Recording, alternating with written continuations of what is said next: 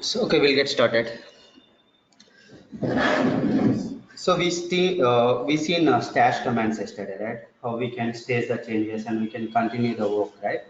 And we started creating the branches.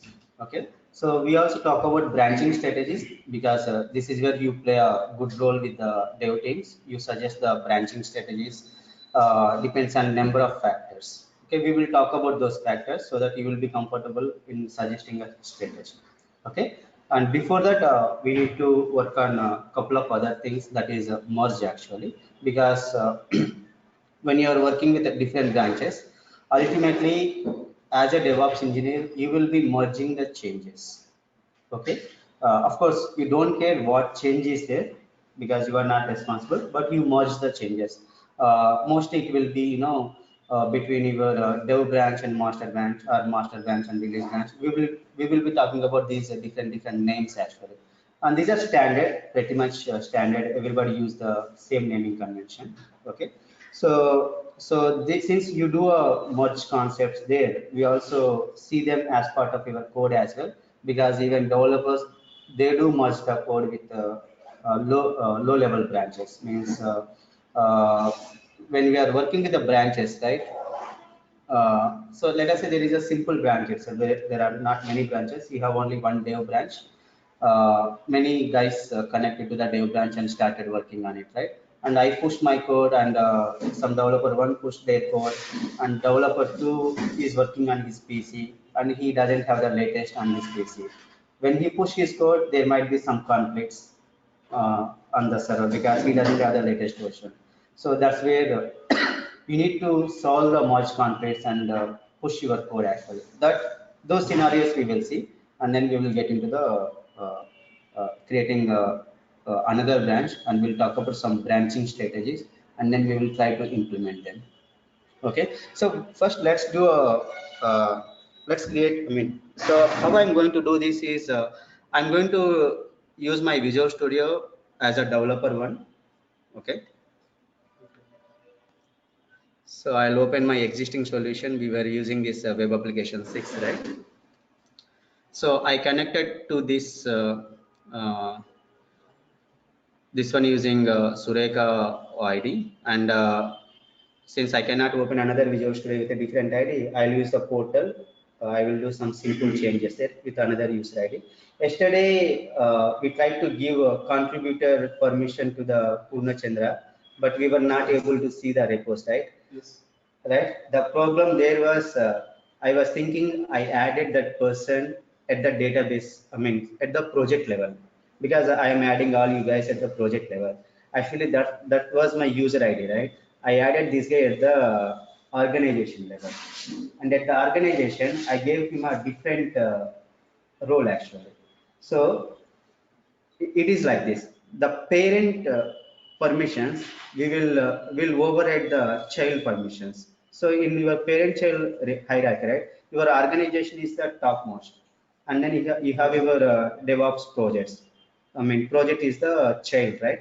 Whatever I have there in the organization is overriding the child permission. So I realized it later, and I will show you basically now. Let's because we also need that user, right? Let's sort out that issue. Let me log out from here.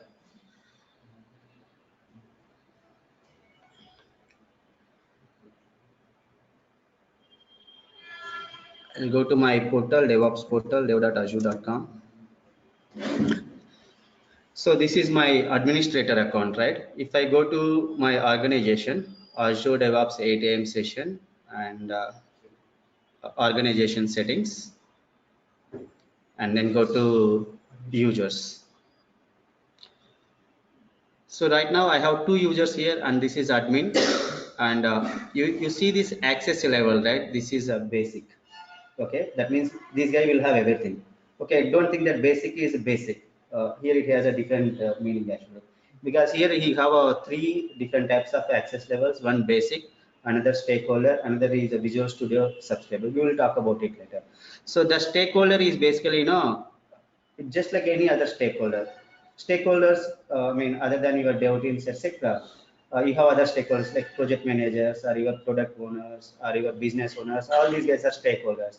They don't need to make changes to your code. So for these roles, Microsoft defined some permissions. Those permissions will automatically apply to this role actually. So actually we have, I mean, we talked about it some time ago.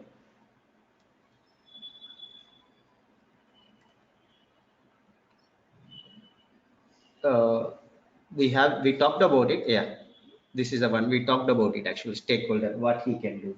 So we forward it actually. So because of this stakeholder level, though I am giving contributor access at my project level, and I given access to modify my repos as well, still I was not able to do it actually. So first we will do verification now. Let me go and switch back to my the ID purnachandra.k, and you can verify his permissions. So now he will not, I mean, I did not make any change actually. So I just want to change it in front of you so that you can go ahead and apply your permissions later. So I have only access to one application, though I have many there. So still I don't have the repos here. And if you go and, I mean, he can see the settings, but it's mostly be read only. He cannot do any modification. So if you go to repositories, this is in read only mode. Okay, he don't have authority to view because I given only some read only permissions. And then you go to permissions, you can check actually, he cannot do anything. He is a part of, I can see here as a part, he is a contributor. PK is my other one actually. Okay, you can see right from here. And he's also part of, I mean, every person who is part of your project is a valid user. Means at least he can log into the project, but he cannot do anything until unless you give any of these permissions. Okay. So I'm a member of this one. That means I should be able to make changes to my repo, but still I'm not able to because I'm having stakeholder role assigned to me at organization level, which is overriding these things. Okay. So what I do, since I cannot make any changes with this user, I switch back to my admin.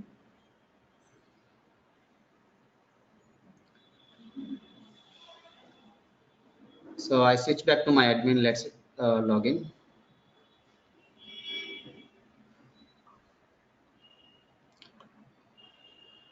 I just keep it open because there is always lag actually between online and here. Otherwise, I don't know. So let's sign in.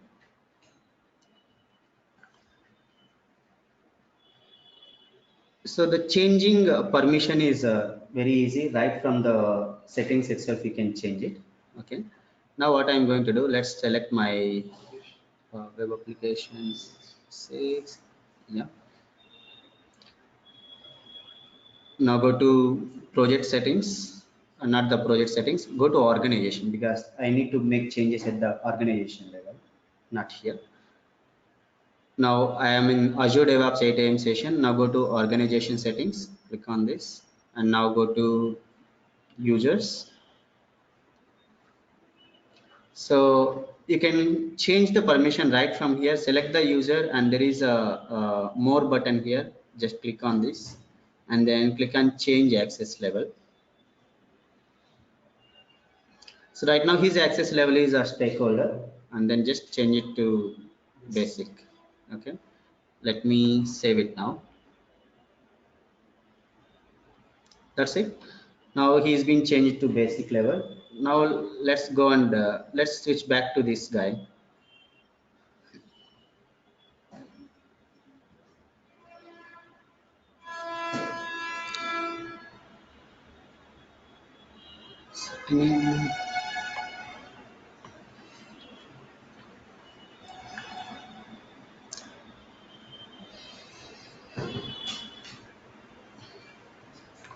Probably I use different browsers, Edge and this one, so that it can be easier. Now you see the repos. So that stakeholder, I mean, organization settings are overriding the project settings actually. Okay. So now we can look into some other permission settings. You know how we create a new group and give only some set of settings rather than built-in settings, built-in permissions as part of built-in groups actually. But we'll do it later. Let's look into some changes. Okay. Now what I'm going to do, I'm going to do from Visual Studio, I'm going to make some simple change. Okay. Uh, so this is for a demonstration purpose, right? I will not be doing any drastic changes, very simple changes. So I'm going to delete these existing comments, okay, and then making another change to my one of the methods. Let us say uh, merge example, okay. So this is a change I made using this developer from his local laptop. So at the same time, I'm not now updating this, I mean, pushing this code back to the server. What I'm going to do, now I logged in with this user ID, right? With this developer, I would say. So this is a developer. I can, as I told you, I can make changes right from the portal as well. Since I'm making small changes, I can use it. I don't need an IntelliSense for that one. So what I'm going to do, I'm going to open this web application 6, and then for the first scenario, what I'm going to do, I'm just going to make a change to contract method actually. So let's open homecontroller.cs. So to make change, right, first we need to edit it. Click on edit, and then I'll go and add some change. Say merge example. So don't worry about naming. Contact something I made some code change and then commit it. Click on commit. So something is been committed now. Now if I go and push my code from Visual Studio, it will not make any problems. It will not make any conflicts. Conflicts always occur if both the people are making change to the same code line. So let us say I have this number of lines here, right? So line number 15, he made some change, some other developer. And to the same line number 15, some other developer make change and try to push. That's where the conflict comes. Means you are trying to make change to the same line of code actually. So that's where the conflict occurs. As long as you are working on different lines of code, no issues. It can merge. Okay. So now what I'm going to do, let's go to Visual Studio, and I will commit this change actually. Let's go and commit. Source control, commit, and then just give test. So and I connected to master branch, you see. Okay, because when you're working with the multiple branches, right, you may open something and you may forget actually. So you always better to look at the branch where you are pushing to. Okay, what it is saying, because you encountered pushing to repository because the remote contains work that you do not have it locally. Okay, that's okay. What it is saying, you may want to first integrate the remote changes before pushing again. That's okay. He is saying I don't have the local. So what I can do, I can simply say sync actually.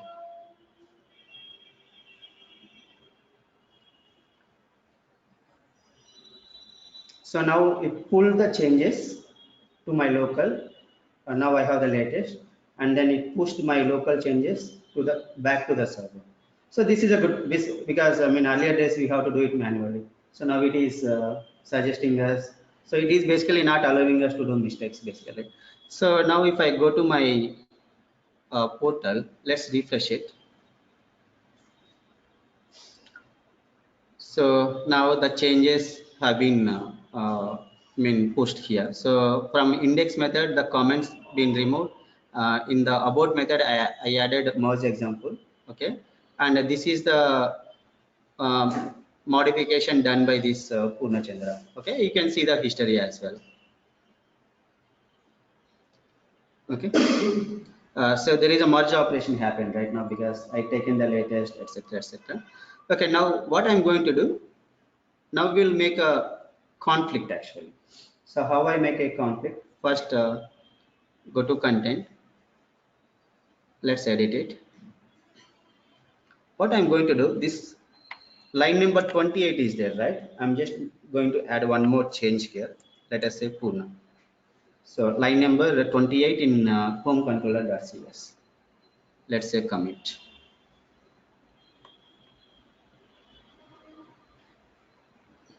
Done. So now my code is on the server, not, I mean, of course, I'm doing it from the server, but in his repository. Now it is on the remote repository. So now what I'm going to do in my local, so I'm not doing any sync. If I do sync, right, I will get everything. Okay. Without doing sync to the same line, right? There it was Purna, right? I added. I will make change called Chandra. That's it. So now I should get a merge conflict because both the people, I mean, one guy already committed code with some change on line number 28, and I didn't take the latest version and I made change to the same code line. Okay. Now go and try to commit this code.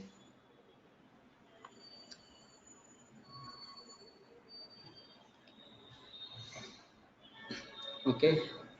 Just say merge test and then say commit all and push. Okay. Now I got the same message, right? It is saying take the remote changes first and then push it. Now if I do sync, right, I'll get an issue. Let's close this window. Click on sync.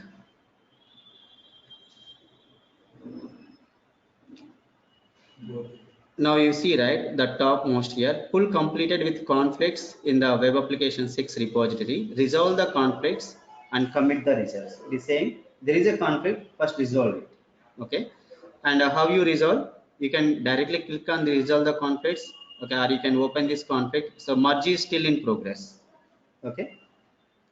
So, and you can see the changes as well. Under incoming request, this guy made change, right? Under firm controller, it is showing both actually. And this is outgoing, which you made actually. Now you need to decide. You need to merge actually code. How do you merge? Basically, the developer made some change and this developer also made some change. You don't know who is right or wrong. So you guys both actually have to speak with each other and merge it. So you have the tool, but you need to talk because nobody knows who is correct or who is not correct. Okay. Now what I do, go and click on resolve the conflicts. Okay, select it. And then you have an option called merge, right? So once you select it, click on merge. Now it will open 3 panes. Let's hide it. Okay. So this is how it looks. The developer 1 changes left and developer 2 changes right. I mean remote and local. And the bottom is what your decision. So how you merge it? So okay, you have an option here called accept merge as well. We will see it first. Now the developer and Purna and Surekha talked with each other and they decided that, I mean, by talking to the team lead or whatever it is, the changes from the local user, I mean Surekha is right actually. Then I would say, okay, I will override the remote repository with the Surekha changes. What I do, I simply select the checkbox. That as soon as you select this checkbox, right, on the right hand side, you see the bottom one is also changed. This is basically a preview. What is going to be happen? It shows the preview. Now once you select it, it will show the preview. Now you are good. You see the preview as well. Go and click on accept merge.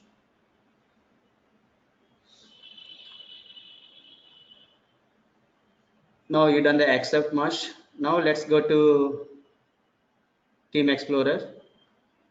Now this is been changed to commit merge actually. By mistake, if you done it, if you close this one, don't worry. Again, you go to the changes, you click on changes, it will show you. Okay. Click on commit merge and now give the some description, and then okay, if you want to read it, you can see this is in commit your changes to complete the merge operation. That's what it is saying. Okay, let's go and commit all and push. See now, two changes are going from your local to because you merged it locally and you are pushing it back to the server. Now let's go back to the portal and see. So now it should be changed to Chandra. Let's refresh it.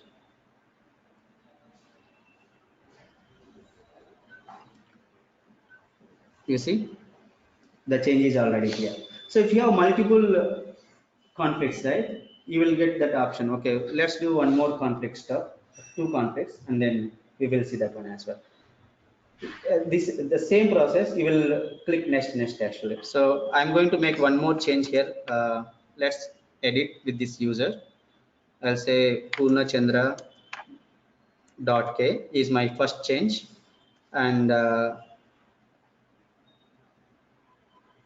I make another change, line 29. I'm making another string here, Chandra dot k. These are the changes I made here. Okay, just commit it. Okay, now you are good. You committed the code using that user. Now switch back to your Visual Studio, and then here, let's not take the latest version. Okay, and to the same line number 28, I'm going to add Purna, different string. I mean, other than what I given there. Okay, and line number 29, I'm going to add something like uh, January. I mean, you think of it as some of your code changes, January 3rd. Now let's go ahead and save it and then commit. So obviously we'll get now issue, commit, give some description, and then try to commit all and push.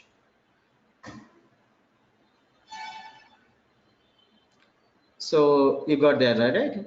You may want to pull the latest and then push it. The same error what you get at. So this is a generic exception. You get the same thing irrespective of what merge conflicts are there. Let's close it. And then how you do the merge? Go to Team Explorer and then click on sync. So since there are merge conflicts, it will ask us to resolve the conflicts. Click on the resolve the conflicts. So earlier we done one, right? It is now multiple. So the same thing you do it for the multiple operations. Okay. Now you need to select home controller.cs, click on merge. So it will list out all those things. On the left hand side, you see the person on the remote. You see the remote. You can see like this as well, remote in that source, and then target you have the local. Okay. Now, how you go? I mean, if you have multiple things, right? I should have done it in a different files actually, so that I can do. So you basically navigate like this. You see the next conflict, right? You can click on this one, it will go. I mean, let us say you have 1,000 files, 1,000 conflicts. You can't simply do like this, right? You can't simply scroll down. It's difficult. So better thing is you leave it to the tool actually. You can simply do next, and select whatever you want. So now what I'm going to do, I'm going to select again my local only. Okay. And then if you click on next, there are no next conflicts. I mean, because I made it in the same place. Okay. So it's been changed actually. Now let's go and accept merge. I should have done it in a different methods or different files. But this is how you do. You use the next and you do the same thing. Select remote or select local and then say accept merge. That's all we need to do. Okay. If we want to add both. You want to? If we want to add both. You want to add? Both. Both. No, this is not possible, right? See, you are working on some this is a conflict, right? Conflict means forget about the code. Conflict means either one of you is right. Here also you cannot do both.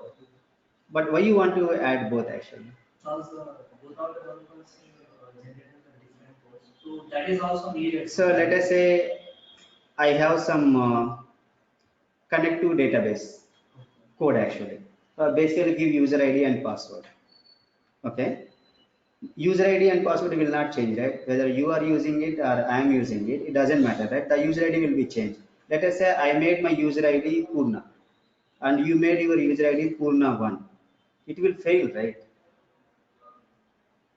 So if you want to try that kind of options, try it. But in principle, that should not work because conflict is a conflict. You have to approach. I understand you want to try it actually. So we will try it. I want to talk about the changes, branches, and then we'll try that because anyways, we will use this merge operation while you are working with multiple branches because right now I am using merge operation between developers, but you need to use the merge operation when you are working with multiple branches. Let us say I create a dev branch and then I create I have the master branch, right? I need to merge these things. At that time, you will get more scenarios than this one. We'll look into that one. Okay. Okay. So this is a merge operation that you must do. You must know because you are handling the multiple branches. You don't, of course you don't do these kind of things. But when you are merge, because whenever you get a request to create a CI/CD pipeline, first your development team will ask you, okay, my dev branch is ready, go and do the release. Okay. Now what you do, you have to create a build pipeline, build and your build pipeline and release pipeline. So in general terminology, call it as a CI/CD pipeline. Okay. Now what happens? You will be working on the multiple branches. Now before getting into the different branching strategies, let's understand what fundamentals you need to know. Okay. So we already covered about one branch per environment. Let us say you have dev environment, QA environment, production environment in your physical, on cloud or on your data center. As I told you, you should not create like that. Okay, past is past, but you should not create one branch per environment. That is a wrong one because you are having the same copy of code in multiple branches. Okay, without any changes. If you have to create a build pipeline, then you have to create one build pipeline for each environment. For QA, one build pipeline. For production, one build pipeline. For dev, one build pipeline. You should not create that because the funda of DevOps is build once, deploy any number of times. Because irrespective of the environment, your code will not change. Only your configuration will change. That configuration is all about your APIs or your report server URLs or any database connection strings or the server names. Only these will change. These are nothing to do with your functionality, right? So you always need to tell any team there is no one branch. One branch per environment. Okay. So then how do you do it? So, there are already best practices available, but you also need to know which best practice is applicable to you, right? Because you have everything online. So you should be able to choose which one is best so that you don't need to again, boggle your mind actually. You know which best practice to be used, go to the internet, you pick that one, you can use that. Okay, let's do the selection process. So you have branching strategies like feature branching strategy, and development isolation branching strategy, release isolation branch. So there will be hundreds. There is no standard, but on the online there are some organizations, right, who create some best practices. Uh, Most of the times our requirement will fall into one of their best practices because people create the best practices after talking to hundreds of teams or hundreds of companies, right? One of our problem will get into that category. But let's get into selection process. So your branching strategies, how many branches we need to create, right? It depends on a number of factors. One is number of team members available. Let us say your team might contain 10 developers or 15 developers. or 20 developers or one developer. So it depends on your number of developers that who are working on this one. The other one, the velocity of your releases, means how frequently you are giving the releases. Okay, that means if you take a e-commerce portals, right, be it a Flipkart or Amazon, their changes are very frequent. Okay, they do it deployments even per minute as well. We don't know, because you have thousands of discounts available, and those discounts are available, made available based on the user profile, right? You might be having some premium subscriptions, or you might be a valued user because you've done so many purchases, and it depends on the merchants, etc. So they do have a lot many code changes. Okay, and you call them as a features, right? Features or user stories, whatever it is. Okay, so if these features are I'm just talking about some scenarios. If these features can be deployed independently, so you can call them as microservices in the latest terminology. If these features are like microservices or independently can be deployed, what these guys will do? Okay, there are 100 developers working on my e-commerce portal. Each developer can work alone. His changes will not tamper other person changes. That means whenever I am ready with my changes, it can go to the different environments. So that means I can create one pipeline for my branch, for my code. So if you have to create a pipeline, you have to have a branch, right? So in these scenarios, you can have a feature branches. That means for each feature, you can create one branch. So this is a one type of requirement. And there will be some projects, they are not e-commerce portal. There will be scheduled changes, maybe once in a month, twice in a month, or once in 3 months, etc.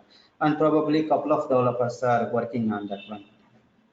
For that, you don't need to have a one branch for developer. Of course, no one can stop you from creating a branch, right? Yes, as long as you are having a permission, you can go and create a branch. But the problem here, you create n number of branches, your maintenance is increasing. Of course, it's not expensive. This is just a content, right? It is a storage. It costs you hardly pennies actually. Nobody worries about. But your maintenance cost increases. So we will talk about these trade-offs. I'm just talking about some scenarios. Okay. So if I have a less number of developers and less number of changes, I don't need to go for one branch for a developer. I can create only one dev branch, and I'll ask them to work on the same dev branch.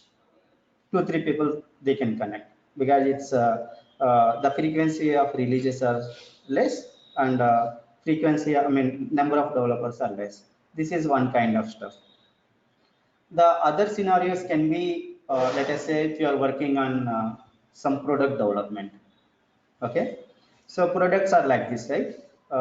They will have one baseline code, and when they sell it to different vendors, okay, let us say I'm a client, that product will have some customized code for me as well. Some features are available to me, and they sell the same product to some other vendor, and the features related to him will be different. And there will be another client who is using both of the features from the both of the people. Okay, and there might be some clients who is using the entire product as it is. So here what happens, if it is a product development, there will be scenarios like they manage branches per client as well. They manage, if they have thousands of clients, obviously they cannot manage thousands of branches. Probably they segregate the clients into different categories. Okay, this set of clients will be having these features, this set of clients, because these are all the development best practices. The product owner and the architect, all these guys will discuss, and they talk about all these strategies. And so then probably for a group of clients, I might have one branch. So your branching strategies, right, depends on all these factors. Okay, so now why I'm telling all these things. So people are very passionate about branching strategies, right? When you start a DevOps project, right, uh, your architect or your mostly project manager, he will come and hey, implement feature branching strategy. That's it, he will tell you, because he's seen it online, and most of the people are using feature branching strategy, and he also wants to have that feature branching strategy uh, in his repos. So this is where you should question. Of course, rather than question, you need to convince him. I mean, why you should not or why you should.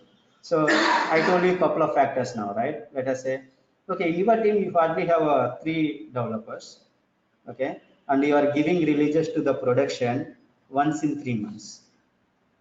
Okay, why do you want to maintain 3 different branches for 3 people? Means feature branch 1, feature branch 2, feature branch 3, and of course when you have these child branches, I cannot push it to the master. So master is very important. Master means the top level. It always contains fully working code. Okay, we never allow any developers to connect to the master, okay, in any company, because that is fully working code all the time. Okay, so these feature branches always should be connected to some child of your master. Generally I create one dev branch, and from the dev branch I created all these feature branches. Okay, so now you say you have 3 developers uh, and who give a release once in 3 months. So you have to say this is a overhead. Okay, you create multiple branches, but there is of no use, because you don't these features don't even go independently. All these we have to combine and go to the production or the UAT after 3 months. So let's not create a multiple copies of your code. I mean, in terms of branches, let's simply create one development branching strategy. So you have one master, and from the master you create a dev, and to the dev all your 3 developers will connect to. So that's how it goes actually. So you need to put your thought process and explain them. So now I avoided creating that feature branching strategy by convincing like this. So you are working on a microservices project. Obviously microservices can be deployed independently, and one developer will be working on only one microservice, and he will have his own project, own solution. That's how the architecture goes actually. So your DevOps always depends on the architecture, mostly, not mostly, 100% of the times. Okay, so for each microservice is nothing but for each project you will have one pipeline, because they can go independently. Okay, in those cases, if somebody asks you feature branching strategy, you straight away go ahead and put it actually. Okay, and if somebody is asking some project manager or some other person, architect or lead comes in, yeah, I don't want these many branches, let's go with some release branching strategy or dev branch, I mean development isolation branching strategy. You tell them clearly, boss, we have these features independently, can be deployed to the different environments. And if you are using only dev branch, all the developers code is in dev environment, dev branch, and my code is complete, and other people code is not complete and not tested. So this guy have to wait till all these people are completed, and the testing is been completed, waste of time. So you go ahead with the feature branching. So this is how you need to put your thought process and explain branching strategies. Once you know all these fundas, right? It doesn't. Sometimes you may create your own branching strategy as well, which is not even available online, because it depends on the team scenarios. So there is no branching strategy bad actually. So everything is for a scenario. So you should not say, okay, this branching strategy is bad or this branching strategy is good. Everything is context based and scenario based. So everything is good only. Okay. Now let's go. So we already seen, right, how to create the branches. So always when you create a branch, you will create that new branch from some I mean existing one, right? We call it as a existing one or parent. So that's how we create branches. Now I go and name it anything. So when you're creating the branches, right? You as an administrator or DevOps engineer, you also need to follow some naming conventions. Of course, these may not help you when you are having 1 or 2 branches or 3 branches. But imagine that you are working for multiple teams, or multiple branches are available in your, let us say 50 developers are working and 50 branches are available. And these developers might belong to the different teams, right? One set of people can be doing the Angular work, which is a front end work. The other set of people might be working on API development, and they belong to the backend team. And other set of people might be doing some other integration work. They might belong. So you create the teams, right? So you need to have the naming convention. Again, this is all about a better maintenance. So you also decide on naming convention before you start your creation of branching strategies. You keep it very clear. So my naming convention is, let us say, username slash feature. This is my naming convention. Or whatever is, again, the names are as per the special characters not available. That's why I'm not talking about that one. Anyways, it will go on. Okay. So you decide a branching, naming convention for your branches as well. Users hyphen team name, or users hyphen team name hyphen the person name. Basically your user ID, whatever it is. So like this, you need to decide on the naming conventions as well. This will help you when you have the complex engagements with hundreds of developers or tens of teams. Okay, easy identification. So you need to know the factors. On what factors you create the branches and the naming conventions. Now let's go and create branches. And so this is a fundamental. Let's go and see some available branching strategies that you see frequently on internet, right?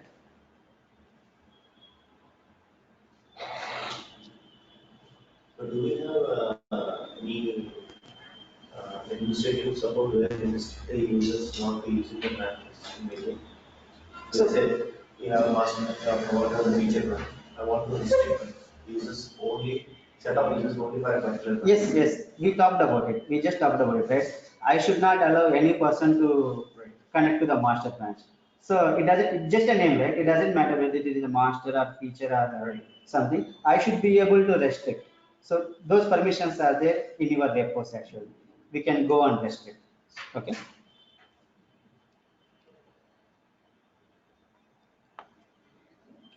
So let's go. Okay. So we talked about branches. Okay, and we seen the merging as well, right? Okay, and when you are giving the releases, you basically create a build pipeline and release pipeline, and based on the branch in the repository. Okay, of course we haven't gone to that area, but this is how it works. Okay, so my code is in the development branch, and it has to be in the master branch. From the master branch, basically, as a best practice, I never use master branch as part of your pipeline. I create some release branch. I call it as in a release 1, 2, 3, etc. Because everyone wants to identify the changes based on the releases. Okay, what went in this release, what went in this release. And if I want to roll back to some version, I have this segregation available. So I create a release branch from the master and I go ahead and do it. We'll talk about it. Okay. So for that, what we need to do, you need to merge the code with the master, right? Okay. So that's where your pull request will come into picture. Pull request is nothing but your code review basically.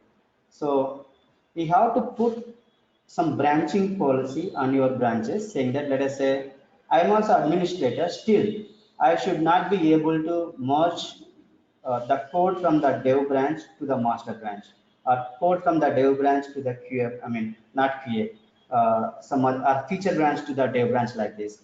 There should be a code review mechanism enforced. So in Git terminology, this is a pull request. Okay, what I do, I'll go and put one branching policy on my parent. Let us say if I'm putting merging my feature to the dev, right? Dev is my parent. Now I put a policy on the dev branch saying that pull request is mandatory to merge the feature branch into the dev branch master, which is not, I would say parent, because master is a standard terminology, which is the root. I will say parent actually to the parent. Here my parent is the dev branch. So as soon as somebody tries to merge your feature branch with your parent, which is a dev branch, right? It will alert you. We cannot merge until unless this pull request is fulfilled. Pull request is nothing but your code review. So how do we create a code review? So we will see it actually now. Okay. So everything comes from some product vendor, right? So if you are using some utility or some product, all the best practices will be defined by the product vendor, and we basically follow some of them or follow all of those best practices. In the same way, GitHub is the actual owner of the Git, but it is acquired by Microsoft now. They also defined the best practices, how well you can, how to manage your branches, how to implement governance, like who can do what, how to do the merges between branches. So all those things being defined, and this complex diagram is like that. Okay, this is the standard Git flow diagram that is defined by the Git actually. But we use a subset of these things. Okay, but whatever is the diagram you see, whatever is the strategy you see, it's all about merging the changes, creating the branches. So everything will be like that. So you are merging changes from child to parent, and sometimes you merge changes from parent to child, because let us say you do some bug fixes, you may do it in a parent, and you are working on some feature, you have to have that bug fix also in your current code. Otherwise, when you deploy your code, that bug fix will be gone, so you will get a regression issues. So you will always push pull code or merge code between different branches, parent, child, and that is all about these things. I mean, you see all these arrows, right? This is not that clear. You see that on the top right, feature branches. The first one is feature branches. The next one is a development branch, and then you have some other release branches, hot fixes, and this is a master. You see, with the master, there is always a less number of interactions, because we do most of the work in our child branches, like our dev branch, or release branch, or feature branches. So let's not get into, all those arrows. It's all about, as I told you, merging, pushing, pulling actually. And everyone gives a guideline. This is a guideline they give, this is how we do it. Now everyone came up with their own strategies. Okay, because I am working on some problem, I have my own solution, I publish that solution as a strategy, like that. And what are the various branching strategies that you come across basically? As we told, there is no good or bad, everything is context based. Every strategy will be applicable to some context. Okay, so the most preferred one or people use is a feature branching strategy, and there is a branching strategy called team branching strategy. As I told, right, you can create branches per team, or you can create branch for, if you have small team, one branch only. If you have multiple teams, you can create one branch per team. So that's called a team branching strategy. And then release branching strategy, we talked about how to create branches for the various releases. Okay, and then hotfix branching strategy. This you will be using it mostly, irrespective of feature branching or team branching or release branch. You use the hotfix, because obviously, other than your Microsoft or Google or something, Amazon, when you deploy your code, obviously people find bugs. Okay, so you have to go and fix the bug and then deploy it, and that should not be happening from your dev branch code. It should be happening from the release branch, because from the release branch only I deployed my code. So I done that. So but how I do it, I create a branch from the release branch that I call it as a hotfix branch, and I make changes and deploy it. Once that is successful, I get that hotfix branch code to my current master branch. It will be there, and your feature branches as well, to avoid future regression issues, because you need to have the latest code. And there are some techniques that we use to merge this kind of you call it as a commit, right? Each check-in is a commit. So we will show you how easily we can take the code from one branch to other branch. Till now we're doing the merging, right? We will do the same merging in the upcoming classes. And also there are some other techniques. Instead of merging, we use some other techniques to copy the code actually. We will see them as well. So that you will know all the different ways to combine your code or merge your code. So this is how it looks like. Again, that's in a vertical manner. This is a horizontal manner because I'm comfortable with this one. So again, this is all about, you have a trunk. Trunk is, very oldest terminology. I did not make the change to the test actually. Trunk is nothing but your master. Okay. And from here you create a feature branch one, feature one, feature two, and feature three. And again, you see some arrows to the top side or to the bottom side. This is nothing but you are pushing code to your child or pushing code to your parent, and you might be merging the code. So all these legends indicate that one. We will talk about it. So rather than I explain this diagram while we are doing in action, right? I will relate that to this branching strategy. The reason you might be required to create this kind of diagram as well when you work for any project implementation. So instead of taking something available on internet, if you know it by action, you can easily go and create it. This styling is all about business people will take care of it. You need to have the content. So we talk about these things in the next, it takes another 2 classes to completely talk about branching strategies and then the permissions and then pull requests. So the same way what we done today, right, for the merging, in the same way we do the pull request as well, so that it is seamless. So that's it for today, guys. Any questions? Can I have class tomorrow? Oh no, Saturday, Sunday, sir. No Saturday, Sunday. Only on weekdays. So basically, what I do if I miss any class, right, I compensate it actually because the fix is now 40 hours, which is 40 days. If I take any leave or something, I basically compensate it on another day instead of extending the timeline. Of course, when I say 40 days or 40 hours, we may take another class extra because it depends on the questions that I get from the students. Sometimes we may not continue with what I'm continuing. I have to answer the questions and it may take some time, right? It may be 1 or 2 classes there and here. Sometimes I may go even faster if I don't have any questions, right? Then I can quickly close it. So, but Saturday, Sunday, and holidays, no classes. Guys on phone, if you don't have any questions, I'll stop the presentation and we'll meet on again Monday. Hi, Purna Nasir here. Yeah, please. Yeah, as we are means we are linking this Visual Studio and Azure. Like, can we link up like this IntelliJ or Eclipse? Those things, PyCharm, those things also we can integrate with Azure Yes, DevOps portal. yes. So Azure DevOps supports most of the IDEs that are available in the market. Okay. So the most famous IDEs are your Visual Studio and Eclipse.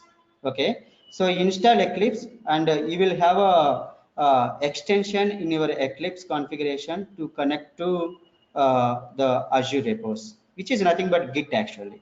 Okay. Azure repos is a terminology for Azure, but inside it is using the Git. So you can install the Git extension for Azure repos in Eclipse and use the same user ID password, and the connection is same, connectivity is same, and the way you do the push pull, everything will be same. The only difference will be in the colors actually and the place. We might be doing it from the Solution Explorer here, and in the Eclipse you will be using perspectives, whatever you call it. So the menus will change, but the terminology will be same and the process will be same. So you can install Eclipse and you can install extension to connect to the Azure DevOps repos. You can say Azure repos.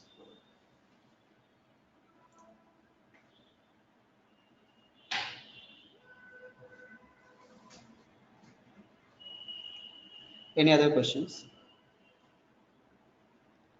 So if you want, I can show it to you. Right now, I'm having a number of softwares running on my PC. Once we done with this, what do you say, this branches using Visual Studio, right? If you are a Java guys, basically I can install Eclipse on my laptop, okay, and I can show you. I mean, or you can see on online as well. I mean, YouTube as well. But it hardly takes. First, I will install the Eclipse because it takes some time actually. Once I install the Eclipse, then I will show you extension, how to configure that extension in the lab, because that takes hardly 3-4 minutes, not more than that. I think latest Eclipse. It comes with inbuilt, the way Visual Studio. Yeah, exactly. You just need to connect actually. So, exactly. Even your Visual Studio Code also, but Visual Studio Code, right? It's not like Visual Studio. You need to know what you want to do actually. Everything is a plugin based.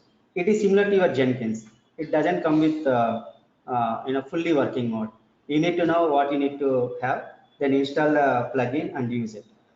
Okay, basically that is Visual Studio Code is targeted for all the scripting developers, because they've been using different IDEs.